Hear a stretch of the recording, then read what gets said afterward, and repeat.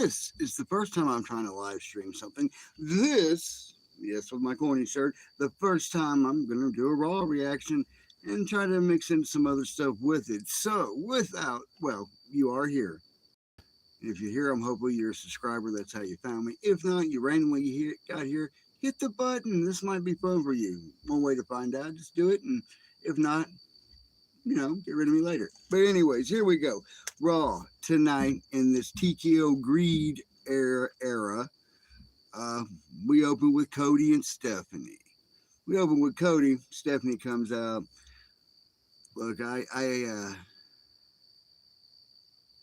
don't get what the gimmick, the reaction Stephanie expects, um, and the fact that they went on with this whole thing about legacies, and she used the whole thing. You're not your father. You can't get to that place to take on somebody like Orton, who supposedly now has a psychiatric disorder that he is totally, you know, right in the head, and that's how he can flip that switch to become what he is here, or what the threat he is in this version of Randy. Cody throws the same line back to, well, you're not your father either. Well, isn't that a good thing? I mean, I don't know. Just seems kind of like a little bit of a, I don't know. It was a weird feel to me, the whole segment with the both of them. Not that it was bad. It was good. It worked. Um, the little Randy Orton history lesson, the history lesson of Cody's experiences and referencing Randy's issues with substances, pain pills, no doubt. And then she slaps him and all that stuff. I don't know. I just felt like it was a bit of a good way to get things going on. It was a push the angle, like Cody don't have the heart or the mindset to take on somebody like that. And yeah, I'm rambling a little bit. I'll try to work this out. But yeah, uh, wasn't the greatest segment, wasn't the worst segment, but it was a good way to start. Then this whole little Danhausen thing with, was it ISO Speed? I don't know what his name is. This little Danhausen thing that happens with that, and Pierce, and LA Knight's going to be on commentary, and then, Danhausen doesn't disappear. I don't know. It was kind of weird to me. It was kind of a weird little quick segment that went through it. And then, of course, we run all up, and we're going to get deeper into this a little more. But this whole Usos versus the Vision, not so sure that I will ever be sold on Jay or Jimmy again. They're sloppy. Too many super kicks. They're just a Samoan version of the super kick twins over there in AEW. Uh, I don't know. Again, the match started flat. Didn't seem like there was much to it. Again, the Usos, especially Jay, is just sloppy, loose, too loose. Jimmy totally missed the super kicks that got sold. But, I mean, it was all right. The bamboo trash can spot, I think it's stupid. We all know it's a trash can. Yes, it would be loud, but is anybody really going to hurt and have to, sell from something like that? Uh, the whole thing with Logan Paul, his mom, the brass knucks, ISO Speed. I mean, I kind of like it because it's playing into the whole Danhausen thing of, he's been cursed, which I love Danhausen. That's the whole thing. Grandpa, huh? I like that. That's cool. I've heard worse than that. How's everybody doing out there? Like I said, this is a first time thing for me, so this is all an adjustment. But anyways, the whole Logan thing, Speed getting the knucks, turns around, clocks LA Knight. I don't know. It kind of clunky, but it worked. The punch wasn't bad. I wasn't too mad at it. Like I said, I got no pay here. I'm old, man. I'm taking too many bumps myself. All right, how did we go there? Oh yeah, the whole diving spot. Somebody coming out throwing that punch. I don't know. A lot of times it looks like shit, just straight up. Don't look very good, but that wasn't so bad. Jay Theory gets the pin on Jay. I mean, I like the whole idea of the Vision getting the belts. They need something to make them look like they're worth something because really there's not a whole lot going on with them. It's without break, both the bronze. There's just not much there happening. Uh, and it looks like this is mainly a way to give them the belts, make them look like something, and to get Danhausen over because that's what they did. The whole curse thing, they alluded to it. They said it themselves. But what can you do when they're not going to offer a whole lot right now? At this point, I'd be a little upset with the whole situation of the price that you're going to pay for tickets to go to Raw. Not counting this whole debacle of WrestleMania, the $14,000 seat, the big packages that they supposedly have set out that most normal people can't do. It's kind of ridiculous. Yeah, then we do the whole crap with Liv Morgan and Vancouver, and who really cares about Roxanne Perez? None of these women look like they're going to hurt anybody. And I think Liv almost went a little, pushed the racism envelope a couple of times, it seems like, but didn't do it. I don't know. It's one of those situations where I was sorry I saw it. I have problems with women's wrestling. Not all of them, but a lot of the segments are just very good. All right, and we do what do we do?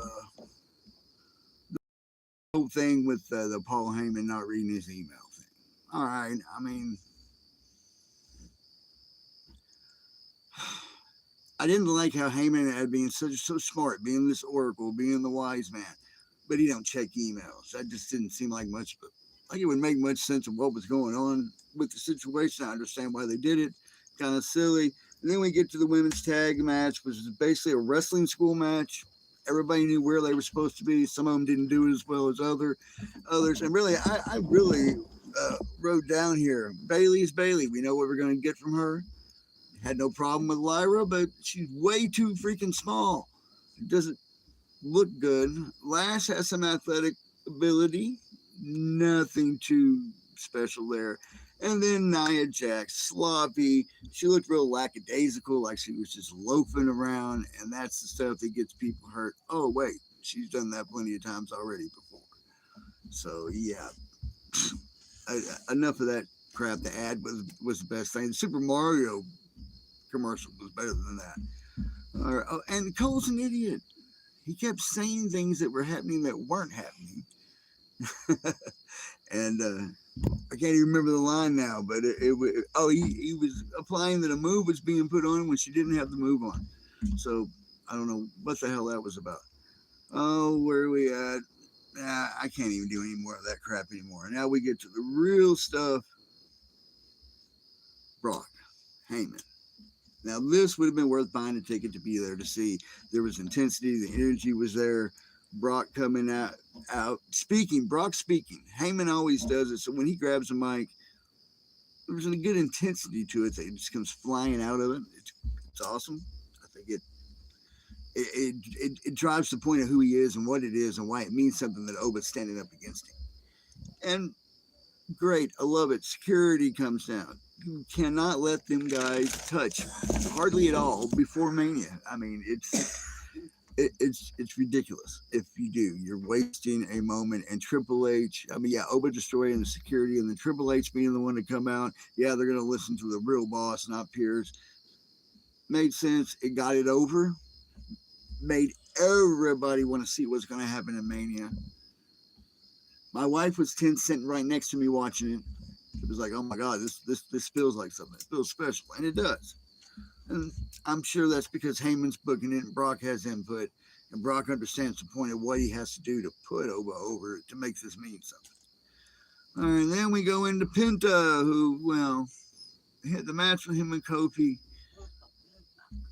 I mean, it was all right. The best part of the whole thing was the false finish, and then the face bump by Kofi at the end, off the top. Mexican Destroyer looked great there. The one on Waller earlier was crap.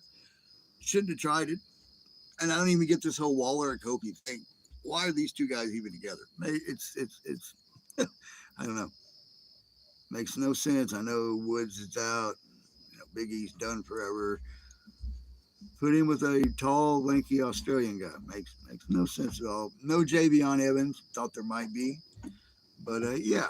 Oh, and then first of all, they shouldn't be doing that because his English, and I'm not being offensive, but his English is not good enough. He's real hard to understand at times. But he's over, right? He's over. He announces a ladder match. However they're going to figure that out, he's going to have a ladder match at Mania. All right. The card's breaking out here, coming at us a little bit more. Then we get the more email talk. How Heyman ain't paying no attention, and Pierce keeps trying to tell him something, and then says, "Fine, we'll go to the ring." Heyman goes to the ring, puts over Theory and Logan Paul. I ain't hating on either one of them now. Talks about how he was trying to give back, let this Lesnar Femi thing happen, blah, blah, blah.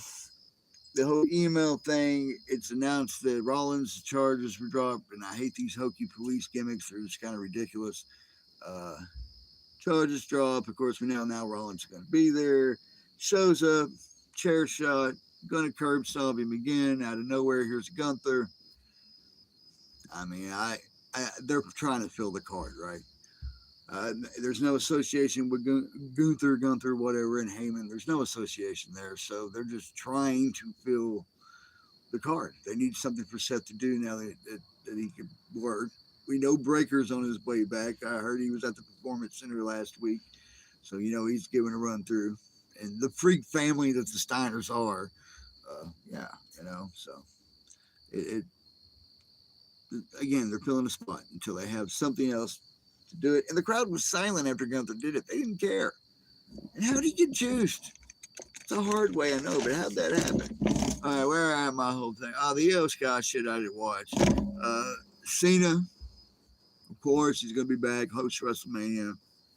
It's whatever. And again, another 40-hour entrance, it felt like, with Roman. Says acknowledge me, Punk's music hits. I like the intensity that Punk come out. One time I had a match, supposed to be like a no DQ kind of thing. It was in Houma, Louisiana, and the guy was working was 6'4", 385 pounds, big old heavy dude, against me. And I said, let's change this. You go to the ring first. I come out halfway, took the jacket off, pissed off, taped up, all that shit. And we just went at it, tore the house down for about 10, 12 minutes, and I put him over. Old chair gimmick spot. But anyways, that's my whole point. I didn't lost it, but I totally lost my train of thought. But yeah. Oh, the intensity that Punk come out with, the intensity he come running out with, and you knew something was going to happen. Go straight to the ring, no words spoken because Phil is known as that, and just came right out and went to war and took it to him. Went back and forth. Pierce took his second shot of the night. He took one earlier. Got shoved by Oba. However, that might play into all this. And then, the Roman putting Roman through the table. I love the him sitting next to him, sitting cross-legged. It's the way he sits, and sit there and just, singing stupid Roman Reigns shit. That song that was picked up when they were in Europe, and now everybody's got to do it. It's at least other people's songs are a little better. This whole made-up goofy thing is kind of ridiculous, but it was what it was. Punk got over this time, and it's like they're going to flip-flop this until Mania. Yeah, but that was wrong for a show overall. I think they did what they needed to do for Mania since up to 2 weeks ago. Pretty desolate. You didn't know what was going on. I hope we're not getting Danhausen and ISO Speed in the match. That would be stupid. We don't need Danhausen in the ring. We need him to be what he is, and you work him in all the ways you can, but I just don't think he should be in the ring. I've seen his matches. It's nothing against him. He's not a terrible worker, but it's the big time now, and I understand some people get shots. Logan Paul done great. Jelly Roll, I've been impressed. ISO Speed, I think he's just a comedy gimmick, and that's what he needs to be. But for this show you got tonight, and we know the ticket prices. I think I heard something at one point late in the afternoon. It was $170 or something to set up the top of the Garden. Was this show worth it? We had the Oba Brock thing. Gunther thing didn't seem to get over. And the Punk Roman thing, of course, got over. So, and Cody and Stephanie, I mean, it got over, but they're really setting this up that Cody's winning, right? Because, he can't beat him. He can't do this. He can't do this. And for the fact that neither one of them need it, whoever loses, they're not going to be hurt by this. Just like with Punk and Roman. Whoever loses is not going to be hurt. That's why Oba shouldn't lose. He has a future ahead of him, and he should not lose. But was this show worth the money it's cost?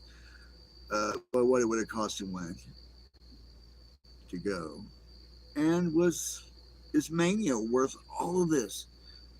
$14,000 seat, $800 2-day package, $550 to watch Cody's podcast with Liv Morgan. Then if you the first 50, you might get a chance to pay her money to take a picture with her. I've heard that there's most guys are doing $500 for a picture. I mean, since prices have doubled since TKO took over and the Netflix deal and all of this, it just seems like they I don't know. Seems like they're just going to gouge the shit out of everybody and run everybody off, and I guess have a whole different kind of fan base for the product. But then you don't have a product. You don't have true wrestling fans. I mean, or people that just want to believe, because that's what wrestling is. So TKO, Nick Khan, whoever is pulling the name. I can't remember his name's Ari something or whatever, but yeah, they need to quit doing that because they're fucking up the business. Because I remember being a 14-year-old kid that bought tickets from a scalper to go see a Cotton Bowl show here in Dallas, World Class Championship Wrestling, and it was the day that Chris Adams turned on Kevin, hit him with a wooden chair, and really fucked him up. But it's a late night. I got a very early morning. So for anybody that watched this, anybody paid attention, sorry I didn't stick on the comments very well, but we'll get better at this. And until then, please hit subscribe, like everything, and until next time, keep living and watching wrestling.